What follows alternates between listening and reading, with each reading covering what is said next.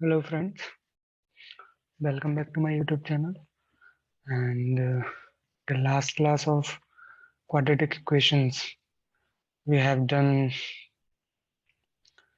with the exercise 4.3.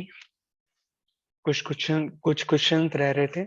Some questions are left from that exercise. So now we are going to do the rest of the questions we have left the in the exercise 4.3. So अभी तक अपन ने द्विघात समीकरण को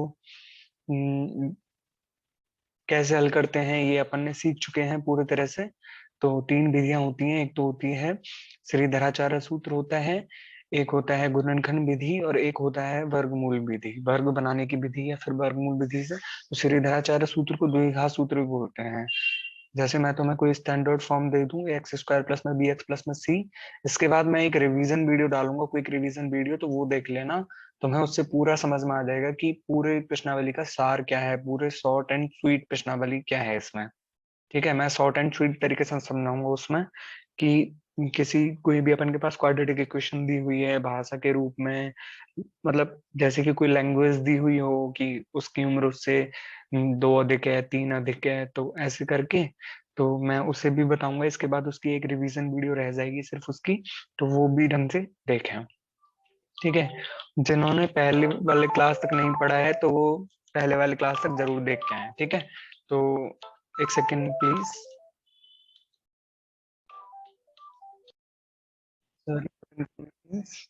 सो अपन तीन विधियां पढ़ चुके थे द्विघात समीकरण को सॉल्व करने की.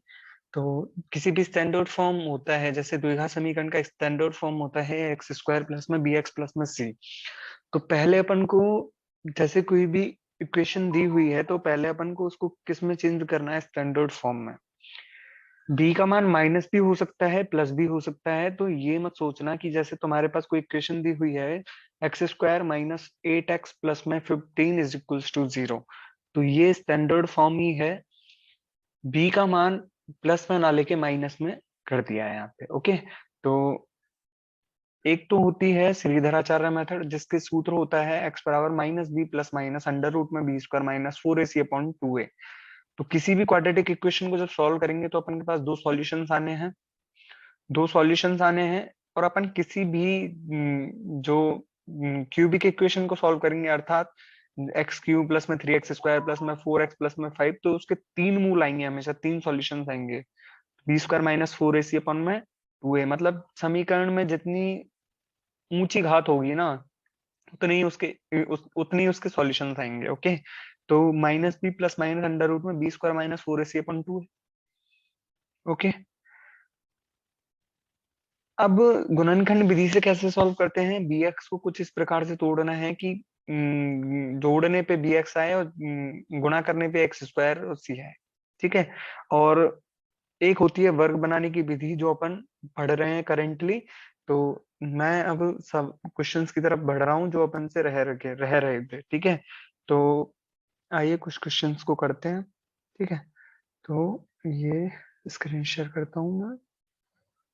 तो अपन यहाँ तक कर चुके हैं शेफाली वाले क्वेश्चन तक, पांचवे क्वेश्चन तक. ठीक है, अब छठवां क्वेश्चन की तरफ बढ़ता हूं मैं कि एक आयताकार खेत का विकर्ण उसकी छोटी भुजा से 60 मीटर अधिक लंबा है. छोटी भुजा से 60 मीटर अधिक लंबा है, यानी कि छोटी भुजा जब x है तो विकर्ण कितना होगा, x+60 मीटर, x+60 मीटर. यदि बड़ी भुजा छोटी भुजा से 30 मीटर अधिक है तो इसमें कुल मिला के अपन को छोटी भुजा को ही तो मानना पड़ेगा. छोटी भुजा अपन मान लो x मान लेते हैं, तो बड़ी भुजा क्या हो जाएगी, x+30 मीटर, x+30 मीटर. और विकर्ण क्या हो जाएगा, विकर्ण हो जाएगा x+60 मीटर. तो खेत की भुजाएं ज्ञात करनी है. अपन के पास छोटी भुजा आ जाएगी तो उसमें 30 जोड़ के अपन बड़ी भुजा नहीं निकाल पाएंगे क्या. तो मैं मान रहा हूं जैसे आयताकार खेत दिया हुआ है, तो आयताकार खेत जब दिया हुआ है अपन को, तो आयत आयत में एक तो लंबाई होती है और एक चौड़ाई होती है. ठीक है, आमने सामने भुजाएं बराबर होती हैं. माना आयताकार खेत की छोटी भुजा कितनी है, एक्स है. माना आयताकार खेत की छोटी भुजा कितनी है, एक्स है. छोटी भुजा मान लो या फिर लंबाई मान लो, छोटी भुजा कोष्टक में लिख देना, लंबाई एक्स है. ठीक है, जब लंबाई अपन x मान लेंगे तो उसकी ये बताओ कि चौड़ाई कितनी हो जाएगी। तो अपन मान लेते हैं, माना आयताकार खेत की जो छोटी भुजा है ना वो x है। अपन को लिखना है, तुमको लिखना है, ऐसे मुझे लिखने में थोड़ी प्रॉब्लम आ रही है इसलिए मैं लिख नहीं पा रहा। तो माना उस खेत की छोटी भुजा x है, तो उसकी बड़ी भुजा कितनी हो जाएगी, x प्लस 30 मीटर। और चूंकि अपन जानते हैं जब ये एक x है तो इसके सामने वाली भुजा भी कितनी हो जाएगी, x हो जाएगी, क्योंकि आयत की सभी आमने सामने की भुजाएं समान होती हैं। आमने सामने की भुजाएं समान होती हैं, ये x है तो ये x प्लस 30 मीटर हो जाएगी। ठीक है। अब विकर्ण दिया हुआ है अपन को, चूंकि आयताकार खेत का विकर्ण उसकी छोटी भुजा से 60 मीटर अधिक है, यानी कि जब अपन इसको विकर्ण मान लेंगे तो x प्लस 60 हो जाएगा ये, x प्लस 60 हो जाएगा ये। ठीक है। अब इसको अपन नाम दे देते हैं ए बी सी और डी। तुमने 9th क्लास में कभी पढ़ा हुआ हो कि जो आयताकार, जो आयत में चार कोण बनते हैं वो हमेशा समकोण रहते हैं। किसी भी चतुर्भुज में चार कोण होते हैं, तो चारों कोण इसमें कितने के होते हैं, ये 90 डिग्री के होते हैं। और जब ये 90 डिग्री का है तो तुम एक बात बताओ कि त्रिभुज अपन कोई सा भी ले लें, इसमें बीसीडी ले रहा हूं मैं, सबसे सरल पड़ रहा है, बी बीडीसी मेरे सामने दिखने में सबसे सरल बीडीसी लग रहा है।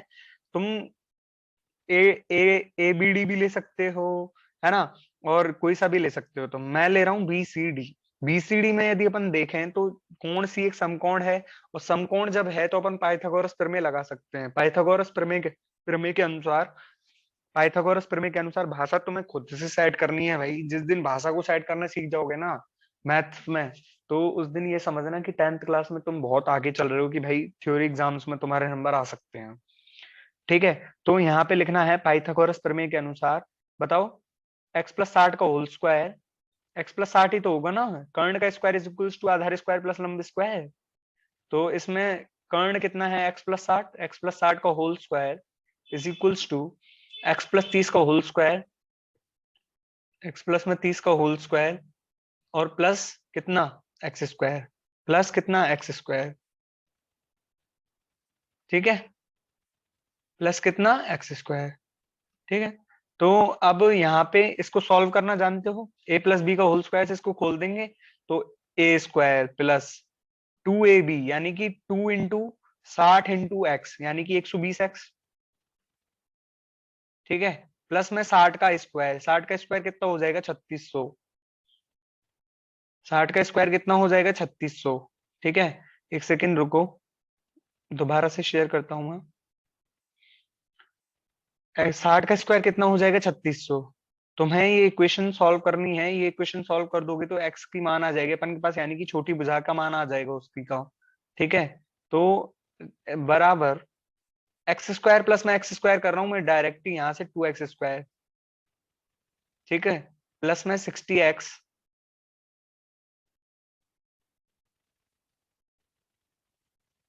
प्लस में 900, प्लस में 900, 30 का स्क्वायर। ठीक है। तो यहाँ पे ये पक्षांतरण कर रहा हूँ, इस वाले को पूरे को उधर लेके जा रहा हूं मैं। तो क्या बचेगा, ये देखो x square minus 20x, 60x minus 60x, और माइनस में 2700, माइनस में 2700 इज इक्वल्स टू 0, माइनस में 2700 इज इक्वल्स टू 0। अब कोई इसको सॉल्व कर सकता है कोई इसको सॉल्व करने वाला? तो मैं तो अपना रहा हूँ कौन सी, मैं तो वर्गमूल विधि से हल कर रहा हूँ इसको भाई। देखो वर्गमूल विधि से नहीं, सीधे दचारे से ही हल कर देता हूँ मैं तो इसको। तो x के मान इसमें आएगा माइनस बी, यानी कि माइनस के 60 यानी कि प्लस 60 हो जाएगा। तो plus 60 plus minus under root में बी स्क्वायर कितना हो जाएगा 3600। इसको ना ज्यादा बड़ा वर्गमूल आ रहा है इसलिए मैं तो सॉल्व कर रहा हूँ इसको वर्गमूल विधि से। वर्गमूल विधि से सॉल्व करते हैं इसको, तो ये थोड़ा कठिन सरल पड़ जाएगा। ठीक है। तुम यहाँ से इसको वैसे ही सॉल्व कर लेना, मुझसे क्यों दिमाग लगवा रहे हो इसमें वैसे ही। ठीक है। तो यहाँ से जब x की वैल्यूज ज्ञात कर लेंगे तो x की वैल्यूज ज्ञात करने के बाद उसमें रख देना। इसको तोड़ दो सीधा सीधा ही, या तो -90 और +30 में तोड़ दो इसको। -90 और +30 में तोड़ दो इसको। गुणा करने पे -27 तो x² आ जाएगा, और जोड़ने पे -60x आ जाएगा। -90x और प्लस में 30x, माइनस में 2700 इज इक्वल्स टू 0। यहां से आ जाएगा ये x-90 और x+30। x-90 और x+30 इज इक्वल्स टू 0। इनमें से कोई एक 0 होगा। x-90 और x+30 इज इक्वल्स टू 0 आ रहा है तो x का मान एक तो -30 है, और x का मान एक तो 90 आ जाएगा, और x का मान एक -30 आ जाएगा। पर ये बताओ कि x अपन ने माना क्या है? x अपन ने माना क्या है? x अपन ने माना है लंबाई को। लंबाई कभी ऋणात्मक हो सकती है क्या? इसमें लिखना है अपन को कि लंबाइयां कभी ऋणात्मक नहीं हो सकती, अर्थात x की एक ही मान संभव है, x का एक ही मान संभव है, x बराबर 90। अर्थात उस आयताकार खेत की छोटी भुजा 90 मीटर और बड़ी भुजा 90 + 30 मीटर अर्थात 120 मीटर होगी। करके देख लो, चाहे उसका विकर्ण निकाल के देख लो, विकर्ण कितना आएगा। जब अपन के पास बड़ी भुजा 90 है, छोटी भुजा 90 है और बड़ी भुजा 120 है, तो पाइथागोरस प्रमेय लगानी है अपन को। 120 का होल स्क्वायर प्लस में 90 का होल स्क्वायर। ठीक है, करके देख लेना तुम, यही उत्तर आएगा। ठीक है, आगे बढ़ते हैं।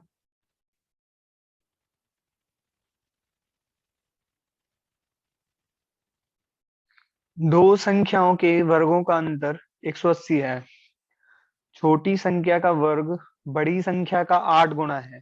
छोटी संख्या का वर्ग बड़ी संख्या का 8 गुना है, तो दोनों संख्या ज्ञात कीजिए। ठीक है, तो इसमें दिया हुआ क्या है? माना पहली संख्या x मान लेते हैं और दूसरी संख्या y मान लेते हैं। ठीक है, तो इसमें मान लो दोनों संख्याओं के वर्गों का अंतर। ठीक है, छोटी संख्या का वर्ग बड़ी संख्या का 8 गुना है। ठीक है, तो कर लो।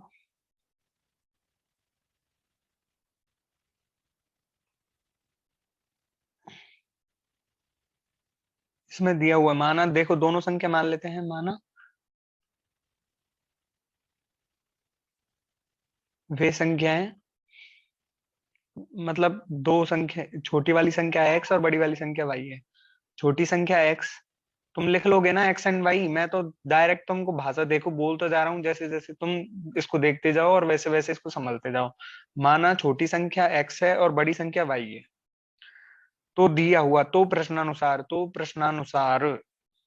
x² - y² अपन को कितना दिया हुआ है? x² - y² अपन को कितना दिया हुआ है? Is equals to 180। 180। ठीक है, और दिया हुआ है कि छोटी संख्या का वर्ग बड़ी संख्या का 8 गुना है। छोटी संख्या का जो वर्ग है ना, यानी कि जो x² है, वो बड़ी संख्या का कितना गुना है? बड़ी संख्या का 8 गुना, यानी कि 8 इंटू वाई है। बड़ी संख्या का 8 इंटू वाई है। ठीक है, 8 इंटू जो संख्या दी हुई है बड़ी वाली, वो है। तो समीकरण इसको एक मान लो और इसको दो मान लो, है ना। पर यहाँ पे ये अपन ने x² - y² गलत लिखा है, ये आएगा y² - x²। क्योंकि छोटी संख्या का वर्ग हमेशा छोटा रहेगा ना, और बड़ी संख्या का वर्ग हमेशा बड़ा रहेगा। तो अपन को ये माइनस में दिया, ये प्लस में दिया हुआ है y² - x²। जब 180 आ रहा है तो y² हमेशा बड़ा ही तो होगा ना। y² तो हमेशा बड़ा होगा ना, तो y² - x² is equals to 180 पहला समीकरण, और x² बराबर 8y इज इक्वल्स टू दूसरा समीकरण। समीकरण 2 से 1 में मान रख दो x² का, तो अपन के पास समीकरण बन जाएगा y² - 8y - 180 is equals to 0। जिसने पहली वीडियोस नहीं देखी हैं तो वो पहली वीडियोस देख के हैं, तब तुम्हें ज्यादा समझ आ जाएगा, तब तुम्हें पूरा समझ आ जाएगा, ये 100% गारंटी है। ठीक है, तो इसको सॉल्व कर लोगे? इसको सॉल्व कर लोगे? इसको सॉल्व करने के लिए मैं इसको कर रहा हूँ सॉल्व श्रीधराचार्य से। तो y बराबर 8 प्लस माइनस अंडर रूट में 64 माइनस 4ac यानी कि प्लस 720 अपॉन में 2a यानी कि 2, यानी कि y बराबर 8 प्लस माइनस 720 इंटू 64 कितना होता है, 784 का रूट कितना होता है 28 अपॉन में 2, यानी कि y बराबर 4 प्लस माइनस 14, 2 से काट दिए दोनों को, 4 प्लस माइनस 14 है, यानी कि y की एक वैल्यू तो आ रही है अपन के पास 18 और एक वैल्यू आ रही है -10। ठीक है, y की एक वैल्यू आ रही है 18 और एक वैल्यू आ रही है -10। अब इसमें पूछा हुआ क्या है, दो संख्याओं के वर्गों का अंतर 120 है, तो दोनों संख्या ज्ञात कीजिए। तो जब y का मान 18 रखेंगे अपन, y का मान जब 18 रखेंगे तो बड़ी संख्या कितनी आएगी, y का मान जब 18 रखेंगे तो बड़ी संख्या कितनी आएगी,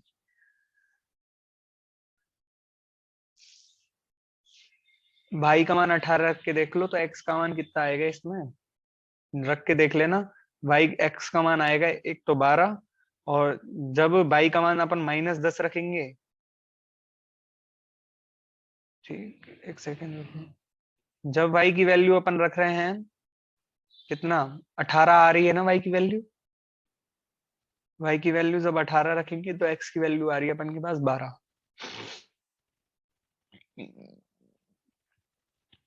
और एक y की वैल्यू क्या आ रही है अपन के पास, -10 है क्या, एक y की वैल्यू आ रही है अपन के पास -10। तो उस कंडीशन में x की वैल्यूज अपन को देखनी है। ठीक है, तो ये वाला सवाल ऐसे हो जाएगा। ठीक है, ऐसे कर दोगे ना। अब मैं आगे बढ़ता हूँ आगे वाले क्वेश्चन की तरफ। ठीक है, तो एक रेलगाड़ी एक समान चाल से 360 किलोमीटर की दूरी तय करती है। यदि यह चाल 5 किलोमीटर पर ओवर अधिक होती तो वह उसी यात्रा में 1 घंटा समय कम लेती।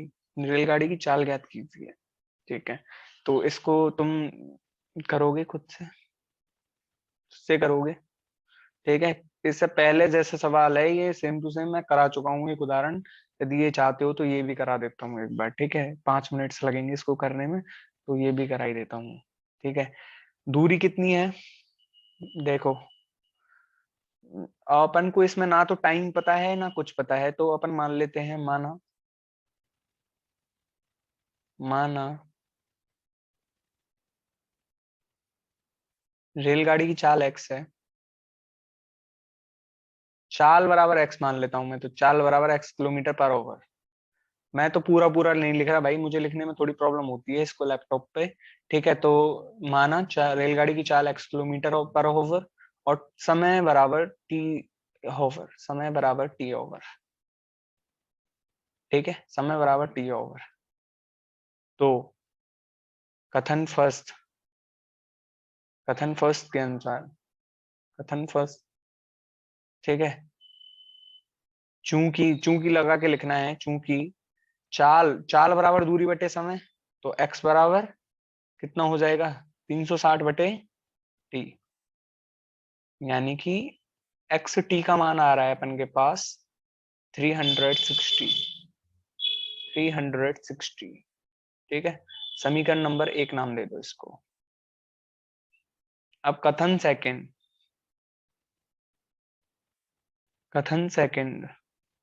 के अनुसार, कथन सेकंड में क्या बोला है कि इसकी चाल यदि 5 किलोमीटर पर ओवर अधिक होती, यानी कि एक्स ना होके क्या होती वो, x+5, x+5, तो जो रेलगाड़ी है ना उसी दूरी को तय करने में कितना समय लेती, 1 घंटे कम लेती, यानी कि x+5 जब करेंगे ना तो उसी दूरी को तय करने में कितना समय ले रही है ये, t-1 सेकंड। तुम्हें लिखना है सूत्र के अनुसार कि क्योंकि चाल बराबर दूरी बटे समय, अर्थात अतः है x बराबर 360 बटे टी, एक्स टी बराबर 360, समीकरण नंबर 1। अब कथन 2 के अनुसार, चूंकि चाल बराबर वो है, अतः कथन दूसरे के अनुसार चाल बराबर x+5 किलोमीटर पर आवर और समय बराबर t-1 तो ये क्या हो जाएगा, x+5 ठीक है, और t-1 इज इक्वल्स टू 360। ठीक है, तो अपन के पास इसका गुणा कर लो, लो x प्लस में 5t माइनस में 5 इज इक्वल्स टू 360। ठीक है, तो मैं इस 360 को इधर ला रहा हूं, तो एक्स टी की वैल्यू अपन 360 रख सकते हैं ना समीकरण 1 से। समीकरण 1 से 360 रखेंगे, 360 माइनस एक्स प्लस में 5t minus 5 is equals to 360। देखो पक्षांतरण करेंगे तो 360 से 360 कट जाएगा, यानी कि अपन के पास आ कितना आ रहा है, कोई बता सकता है? आ रहा है अपन के पास -x प्लस में 5t इज इक्वल्स टू 5 + 5। अब t का मान नहीं रख सकते क्या अपन? फर्स्ट समीकरण से t का मान रख सकते हैं 360/x प्लस में 5 और 360/x बराबर 5। अब देख लो द्विघात समीकरण बन गया, पर अपन को स्टैंडर्ड फॉर्म में चेंज करना है इसको। तो स्टैंडर्ड फॉर्म में कैसे चेंज करोगे? लैसे लेके, यानी कि -x² प्लस में 36 पंजे 180 यानी कि 1800 हो जाएगा ये, इज इक्वल्स टू 5x। मैं उधर लेके जा रहा हूँ पूरे को इधर की तरफ, तो ये x² पॉजिटिव हो जाएगा, तो x² प्लस में 5x minus 1800 is equals to 0। ठीक है, तो इसको कोई सॉल्व कर सकता है? मैं सीधे दयाचार्य मेथड अपना रहा हूँ। x बराबर -b यानी कि -5 प्लस माइनस 25 प्लस में 7200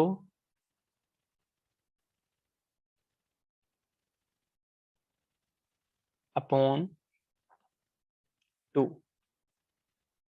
यानी कि 7225 बनेगा अंडर रूट में। तो 7225 का अंडर रूट क्या होता है? 7225 का अंडर रूट होता है 85। ठीक है, अपॉन 2, यानी कि एक वैल्यूज तो आ रही, एक वैल्यू आ रही है इसकी -45 और एक वैल्यू आ रही है इसकी 40, x बराबर 40। लेकिन अपन ने x को माना क्या है, ये बात बताओ पहले। अपन ने x को माना क्या है? अपन ने x को माना है चाल। तो चाल कभी माइनस में नहीं हो सकती, अतः x का एक ही मान पॉसिबल है। ये तो मैं नीचे लिखना है, क्योंकि चाल कभी माइनस में नहीं हो सकती, ऋणात्मक नहीं हो सकती, अर्थात x की एक ही मान पॉसिबल है, संभव है, x बराबर 40। अतः रेलगाड़ी की चाल x बराबर 40 किलोमीटर पर हॉवर है, 40 किलोमीटर पर हॉवर है। आगे समझ? ऐसे हो गए सवाल। ठीक है, तो अब आगे बढ़ते हैं। तो आइए हम एक और सवाल और कर लेते हैं इसके ऊपर। ठीक है, तो ऐसे में क्वेश्चंस तो मैं पहले करा चुका हूँ, तो इनको थोड़ा सा ना खुद से ट्राई करें एक बार। यदि नहीं हो रहा तो फिर कमेंट कर दें कि भाई हमसे ये सवाल नहीं हुआ, ये सवाल हो जरूर बताएं हमें। ठीक है, नहीं तो मैं इसका जो फॉर्मेट है ना, वो एक दो दिन में इनको दोनों सवालों को करके गूगल डॉक्यूमेंट डाल दूंगा एक डिस्क्रिप्शन बॉक्स में, तो वहां से तुम चेक कर लेना। ठीक है, अब दो वर्गों के क्षेत्रफलों का योग 468 मीटर स्क्वायर है। ठीक है, अपन को दिया हुआ क्या है कि दो वर्गों के क्षेत्रफलों का योग 468 मीटर स्क्वायर है। यदि उनके परिमापों का अंतर 24 मीटर है तो दोनों वर्गों की भुजा ज्ञात कीजिए। ठीक है, अब अपन को क्या करना है कि माना एक वर्ग की भुजा अपन x मान लेते हैं और एक वर्ग की भुजा अपन क्या मान लेते हैं y। तभी तो अपन के पास दोनों वर्गों की भुजा आएंगी। अपन को वर्गों की भुजाओं के बीच का संबंध थोड़ी दिया है, अपन को उसके क्षेत्रफलों और परिमापों के बीच का संबंध दिया हुआ है। तो अपन कैसे करेंगे, तो माना एक वर्ग की भुजा x है और एक वर्ग की भुजा y है, ठीक है। माना एक वर्ग की भुजा x है और एक वर्ग की भुजा y है। तो सबसे पहले तुम्हें क्या लिखना है, x वर्ग x भुजा वाले वर्ग का परिमाप, x भुजा वाले वर्ग का क्षेत्रफल लिखना पहले, x भुजा वाले, माना एक वर्ग, यार मुझे थोड़ी सी लिखने में प्रॉब्लम आती है इसलिए मैं ना थोड़ा लिख नहीं पाता। माना एक वर्ग की, क्या, माना एक वर्ग की भुजा x है और दूसरे की भुजा y है, ठीक है। तो अपन को लिखना क्या है, कथन फर्स्ट डाल के, कथन फर्स्ट डाल के लिखना है कि x x भुजा वाले वर्ग का क्षेत्रफल is equals to x square, x metre square ना, एक्स स्क्वायर मीटर स्क्वायर, ठीक है। एक्स स्क्वायर वर्ग मीटर यानी कि, वाई वाले की, वाई वर्ग वाले भुजा की क्षेत्रफल is equals to y square, ठीक है। तो प्रश्नानुसार फिर लिखना है, तो प्रश्नानुसार एक्स स्क्वायर प्लस में y square, x square plus में y square is equals to कितना दिया हुआ है अपन को, बताओ। एक्स स्क्वायर प्लस में वाई स्क्वायर दिया हुआ है 468 मीटर स्क्वायर, मीटर स्क्वायर है क्षेत्रफल की बेमा, क्षेत्रफल की वो यूनिट्स, ठीक है। समीकरण नंबर 1 डाल दो। तुम्हें पूरा पूरा लिखना है, मैं तुम्हें बता रहा हूँ कि भाई ऐसे करना है, मैं पूरा नहीं लिख पा रहा हूँ इसलिए मैं तुम्हें शॉर्ट में बता रहा हूँ। तुम्हें पूरी भाषा लिखनी है, ऐसे नहीं लिखना मैंने लिख दिया एक्स बराबर एक्स स्क्वायर, ऐसे नहीं लिखना। अब कथन सेकंड डाल के लिखो यहाँ पे, एक्स वर्ग वाले भुजा का परिमाप क्या हो जाएगा, एक्स वर्ग वाले भुजा का परिमाप हो जाएगा 4x, और वाई वर्ग वाले भुजा का परिमाप क्या हो जाएगा, वाई भुजा वाले वर्ग का परिमाप क्या हो जाएगा 4y। तो प्रश्नानुसार अपन को दिया हुआ क्या है, तो प्रश्नानुसार लिख के फिर 4x minus 4y is equals to 24, 4x minus 4y is equals to 24, यानी कि अपन को दिया हुआ क्या है यहाँ पे, x minus y, x minus y is equals to कितना दिया हुआ है बताओ, x माइनस वाई अपन के पास आ जाएगा यहाँ से 6, क्योंकि अपन ने कॉमन ले लिया 4 को दोनों तरफ से, ठीक है। अपन के पास दो ही वेरिएबल्स हैं और दो ही वो दिए हुए हैं, तो तुम यहाँ से निकाल सकते हो x और y की वैल्यूज। x की वैल्यूज अपन समीकरण 2 से समीकरण 1 में रख देते हैं, 6 प्लस वाई, ठीक है। तो अपन x की वैल्यू रख रहे हैं ना, तो 6 प्लस वाई, 6 प्लस वाई का होल स्क्वायर, का होल स्क्वायर प्लस में वाई स्क्वायर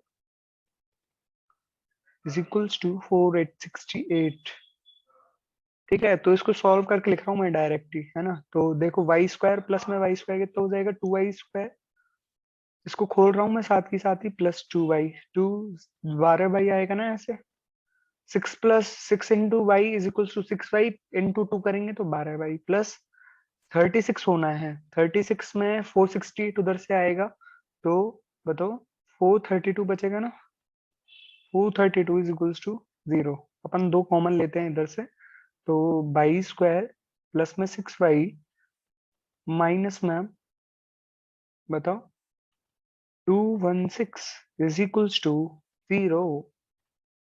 अब कौन सी विधि से करूं, सीरीधराचार्य मेथड से कर देते हैं। तो y is equals to minus B, यानी कि -6, -6 प्लस माइनस अंडर रूट में बी स्क्वायर माइनस 4ac, यानी कि 36 प्लस 4 गुना 16, 216, 36 प्लस 4 गुना 216 करेंगे तो 864, 864 अपॉन में 2, 864 प्लस 36 कितना होता है 900, 900 का रूट कितना आ जाएगा 30, तो -6 प्लस 30, -6 प्लस -30 उत्तर आ गया, -6 प्लस -30 अपॉन 2, 30 है ये, कहीं 36 समझ लो इसको, 30/2। तो यहाँ से y की दो वैल्यूज आ जाएंगी, एक तो y की वैल्यू आ जाएगी यहाँ से -18, यदि अपन जब x को, जब 30 को पॉजिटिव नेगेटिव लेंगे और y की वैल्यूज आ जाएगी यहाँ से कितनी 12, जब x को मतलब जो +30 लेंगे और एक बार -30 लेंगे तो -18 12 आ जाएगी। ठीक है, तो अपन से पूछा हुआ क्या है, अब ये वर्ग की भुजा है, तो वर्ग की भुजा क्या है, लंबाई तो है, तो y कभी नेगेटिव हो सकती है क्या? y कभी नेगेटिव नहीं हो सकता, अर्थात y की एक ही वैल्यू पॉसिबल है। तो हमें लिखना है चूंकि लंबाइयां, चूंकि वर्ग की भुजा -18 नहीं हो सकती, क्योंकि वर्ग एक लंबाई, वर्ग की भुजा एक लंबाई है और लंबाई कभी ऋणात्मक नहीं होती, अतः y का एक ही मान संभव है, y बराबर 12। तो x की वैल्यूज क्या आ जाएगी यहाँ से, किसी भी एक समीकरण में रख लो, क्योंकि अपन के पास x minus y equals to 6 दे रखा है, तो x की वैल्यू यहाँ से सीधी सीधी आ जाएगी, y प्लस 6 इक्वल्स टू 18। ठीक है, तो अपन के पास एक वर्ग की भुजा आ गई कितनी, 18, और एक वर्ग की भुजा आ गई अपन के पास 12। ठीक है, तो यहाँ तक अब अपन 4.3 कंप्लीट कर चुके हैं। मैं तीनों विधियां बता चुका हूँ तो मैं, तो अब एक और प्रश्नावली बची हुई है इसमें, कि कब मूलों की प्रकृति कैसी होगी, कब मूलों की प्रकृति कैसी नहीं होगी, कौन सा मान संभव है, कौन सा मान संभव नहीं है। तो ये हम नेक्स्ट क्लास में देखेंगे। तब तक के लिए bye, and I hope you will be doing well on your home. So, bye.